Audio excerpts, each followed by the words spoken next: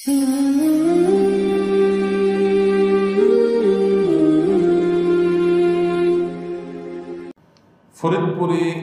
দুজন মুসলিম নির্মাণ শ্রমিককে যে নির্মমভাবে মেরে ফেলা হলো এ বিষয়ে আপনি কি বলবেন? দেখুন, ফরিদপুরের ঘটনা আমরা দেখেছি, আপনারা অনেকে শুনেছেন এবং দেখেছেন সোশ্যাল মিডিয়ার মারফতে, বিভিন্ন মিডিয়ার মারফতে, যদিও বিস্তারিত খুব বেশি আসেনি। আমি যতটুকু জানার চেষ্টা করেছি, যদিও মিডিয়াগুলো বিস্তারিত অনেক বেশি লিখেছে, প্রকাশ করেছে তা না, গতকালকে বিভিন্ন আলেমোলামরা সেখানে গিয়েছেন, এর আগেও গিয়েছেন। আমি ব্যক্তিগতভাবে ওখানে স্পট পরিদর্শন করেছি, মূল ঘটনা দেখেছি, এরকম ব্যক্তিদের সাথে ফোনে কথা বলেছি, জানার চেষ্টা করেছি বিষয়টা আসলে কী ঘটেছে। আপনারা অনেকে ইতিমধ্যে জেনেছেন। সেখানে মূলত একজন, আমি যতটুকু জানতে পেরেছি, এটা জাস্ট আমার ব্যক্তিগত পর্যায়ে জানাশোনা, যে একজন ইউনিয়ন পরিষদ মেম্বার যিনি হিন্দু ধর্মাবলম্বী, তিনি সেখানে নির্মাণ যেখানে হচ্ছিল ওই জায়গা থেকে চাঁদাবাজি করছেন, কাজে বাধা সৃষ্টি করছিলেন। তো এটা নিয়ে একটা টানাপোড়েন ছিল। ঘটনাচক্রে যেদিন মন্দিরে সেই প্রতিমা ভাঙচুরের ঘটনা বা অগ্নিসংযোগের ঘটনা ঘটলো, সেটা কোনো মুসলমান করে নাই, এটা পরিষ্কার দিনের আলো মতো, এটা কেউ অস্বীকার করছে না যে এটা কোনো মুসলমান করেছে, কোনো প্রমাণ নাই।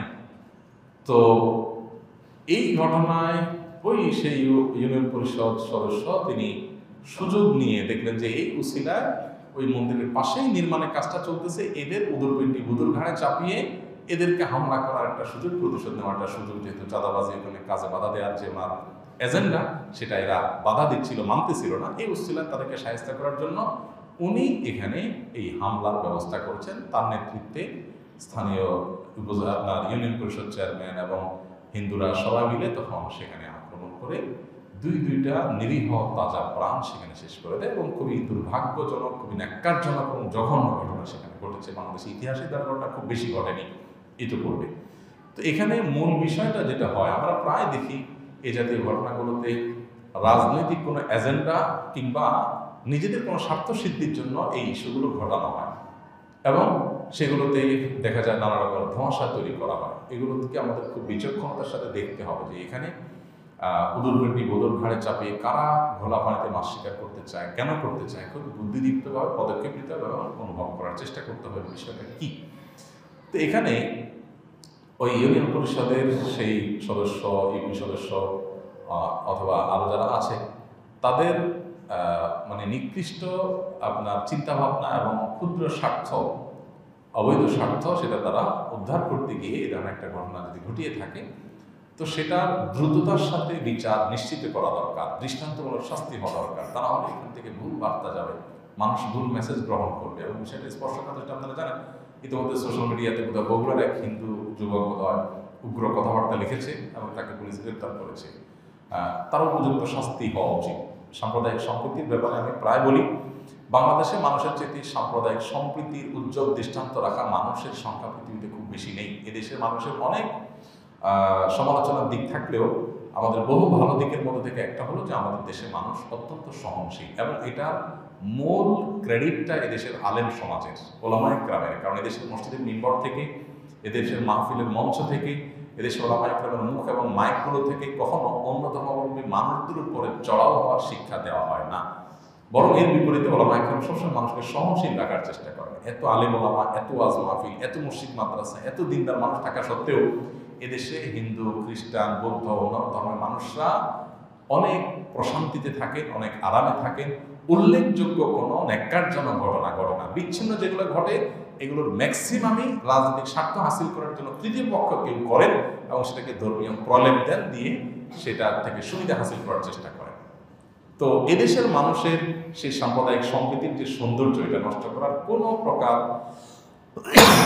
ষড়যন্ত্র বা অপচেষ্টা এটাকে কোনোভাবে সফল হতে দেওয়া যাবে না। আমাদের সবাইকে দায়িত্বশীল ভূমিকা রাখতে হবে এবং ধৈর্যশীলতার সাথে প্রত্যেকটা পরিস্থিতি মোকাবেলা করতে হবে। আল্লাহ আমাদেরকে সেই তৌফিক দান করুন। আমি প্রায় বলি, আমাদের আশেপাশে দেশগুলো, বার্মা বলেন, ভারত বলেন, আমাদের আশেপাশের দেশগুলোতে কোনো দেশে সাম্প্রদায়িক সম্প্রীতির এত সুন্দর নজির নাই যা এদেশে আছে। এদেশে যুগ যুগ ধরে এই সৌন্দর্যটা আছে যে এদেশের হিন্দু মুসলিম সবাই মিলেমিশে আছে। আর পৃথিবীতে সারা পৃথিবীতেই তুলনামূলকভাবে মুসলমানরা এতটাই সহনশীল হয়, মুসলমানদের কোলের ভিতরে অন্য ধরনের মানুষরা নিরাপদে থাকে। বিচ্ছিন্ন ঘটনা সব সমাজেই ঘটে, সব জায়গায় ঘটে, কিন্তু আমরা যদি পুরো বিষয়টাকে অল ওভার দেখি, ভারতবর্ষ মুসলমানরা শাসন করেছে কত বছর? হ্যাঁ, শত শত বছর মুসলমানরা ভারতবর্ষ শাসন করার পরও সেই ভারতবর্ষে মুসলমানরা হিন্দুদের ফ্রিডম এতটা দিয়েছেন বা হিন্দুদের প্রতি এতটা সহনশীল ছিলেন যে হিন্দুদেরকে জোর করে দলে দলে ইসলামে আসতে তারা বাধ্য করেনি। তাদের ভুল ছিল, তাদের ত্রুটি ছিল, সীমালঙ্ঘন ছিল, কিছুই হয়নি, আমি তা বলছি না। আমি বলছি যে তারা যদি অ্যাগ্রেসিভ হতেন তাহলে এই এত বছর ভারতবর্ষ শাসন করার পর সেখানে হিন্দুর অস্তিত্ব থাকার কথা, এত লম্বা সময় ধরে শাসন করার পর। তো এখান থেকে বোঝা যায় যে তুলনামূলকভাবে মুসলমানরা সহনশীল থাকে। মুসলমানের মধ্যে আবারও বলছি ভুল ত্রুটি হয়, সমস্যা হয়, বাড়াবাড়ি হয়, কিন্তু সেটা রেশিও যদি আমরা তুলনা করি অবশ্যই অন্যদের তুলনায় অনেক। কারণ কোরআন আমাদেরকে বারবার করে বলেছেন তোমরা তাদেরকে গালি দিও না যারা আল্লাহ ছাড়া অন্য কারোর পুজো করে, শিরকে লিপ্ত। তুমি শিরকে সবচেয়ে বড় অপরাধ মনে করবে, তুমি বেঁচে থাকবে, কিন্তু তাদেরকে তুমি গালমন্দ করবে না। দেখুন কত সুন্দর শিক্ষা ইসলাম। কেন? তাহলে তারা তোমার আল্লাহকে গালি দিবে না জেনে। সো তুমি সাম্প্রদায়িক সম্প্রীতি নষ্ট হয় এরকম পরিবেশ তুমি করবো না। এই দায়িত্বশীলতার শিক্ষা ইসলাম আমাদেরকে দিয়েছে, বিনা আমরা মেনে চলবো। কিন্তু যারা এগুলোকে নষ্ট করা, নস্যাৎ করার অপচেষ্টা লিপ্ত, তাদের ব্যাপারে যদি দায়িত্বশীলরা সজাগ না হন তাহলে এই দেশের জন্য ভালো কিছু কখনো বয়ে আনবে না। এবং অসহনশীলতা, মানুষের সহনশীলতার সীমা থাকে, চরম সীমা পৌঁছে গেলে সেটা কল্যাণকর কিছু বয়ে আনবে না। এই জন্য এই জাতীয় ঘটনাগুলোর মূল বিষয়টাকে তাড়াতাড়ি বের করে এনে দ্রুততার সাথে দৃষ্টান্তমূলক শাস্তি নিশ্চিত করা দরকার। তাহলে ইনশাআল্লাহ মানুষের মধ্যে ক্ষোভ হোক, ভুল বুঝাবুঝি হোক, সেগুলোর অবসান হবে। আমরা দোয়া করি আল্লাহ তাআলা আমাদের সেই দুই ভাইকে, মাজলুম ভাইদেরকে আল্লাহ তাআলা রক্ষা করুন। এবং এই জাতীয় বিষয়গুলোতে হিন্দু বলেন, মুসলিম বলেন, আমাদের সবাই দায়িত্বশীল হওয়া উচিত যে কোনো একটা কিছু ঘটছে আর আমরা গণপিটুনি দিলাম, দেওয়া শুরু করে দিলাম, এটা খুবই জঘন্য অপরাধ। ইসলামী শরিয়ার দৃষ্টিকোণ থেকেও জঘন্য অপরাধ, যে বিচার বিশ্লেষণ ছাড়া, প্রমাণ হওয়া ছাড়া যা তা করলাম। তো এখানে আপনার পরিকল্পিতভাবে মুসলমান হিন্দুদের রাঙা বাদাম করার চেষ্টা করা হয়েছে কিনা, বা আপনার এখানে পরিকল্পিতভাবে নিরীহ মানুষগুলোকে হত্যা করে কোনো বার্তা দেওয়া হয়েছে কিনা, সেগুলো অবশ্যই সংশ্লিষ্টরা খতিয়ে দেখবেন, দেখা উচিত তাদের। আল্লাহ তাআলা আমাদের প্রিয় মাতৃভূমিকে সব ধরনের বিশৃঙ্খলা থেকে হেফাজত রাখুন এবং সব ধরনের অশান্তি থেকে আমাদের সবাইকে আল্লাহ তাআলা বেঁচে থাকার তৌফিক দান করুন এবং প্রত্যেককে যার যার জায়গা থেকে দায়িত্বশীল ভূমিকা রাখার তৌফিক দান করুন। এবং একজন মুসলিম হিসাবে আমরা আমাদের প্রিয় স্বদেশে যেন সুন্দরভাবে, শান্তিপূর্ণভাবে থাকতে পারি, অন্যরাও যেন তাদের মতো বসবাস করে, এই সম্প্রীতি যাতে নষ্ট না হয়, সেজন্য আমাদের প্রত্যেককে দায়িত্বশীল হতে হবে। কোনো প্রকার ষড়যন্ত্রকে সফল হতে দেওয়া যাবে না। আল্লাহ আমাদের সবাইকে সে তৌফিক দান করুন।